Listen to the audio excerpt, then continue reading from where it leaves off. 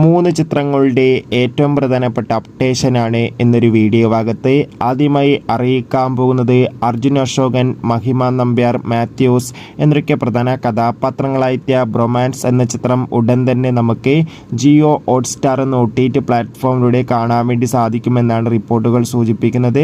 ചിത്രത്തിൻ്റെ OTT അവകാശങ്ങൾ Jio Hotstar സ്വന്തമാക്കിയെന്നാണ് റിപ്പോർട്ടുകൾ സൂചിപ്പിക്കുന്നത്. അടുത്തൊരു അപ്ഡേഷനാണ് ആന്റണി വർഗീസ്, വിജയരാഘവൻ, ഷൈജു കുറുപ്പ് എന്നൊക്കെ പ്രധാന കഥാപാത്രങ്ങളായെത്തിയ ചിത്രമായിരുന്നു ദാവീദ്. ഇപ്പോൾ കിട്ടുന്ന അപ്ഡേഷൻ പ്രകാരം ചിത്രത്തിൻ്റെ OTT അവകാശങ്ങൾ നെറ്റ്ഫ്ലിക്സ് എന്ന OTT പ്ലാറ്റ്ഫോം സ്വന്തമാക്കിയെന്നും ചിത്രം ഏപ്രിൽ മാസം തന്നെ OTT റിലീസ് ചെയ്യുമെന്നും. അനശ്വര രാജൻ, സജിൻ ഗോപു എന്നൊക്കെ പ്രധാന കഥാപാത്രങ്ങളായെത്തിയ ചിത്രമായിരുന്നു പൈങ്കിളി. ഉടൻ തന്നെ ആമസോൺ പ്രൈം വീഡിയോസ് എന്ന OTT പ്ലാറ്റ്ഫോമിലൂടെ OTT റിലീസ് ചെയ്യുമെന്നാണ് റിപ്പോർട്ടുകൾ സൂചിപ്പിക്കുന്നത്.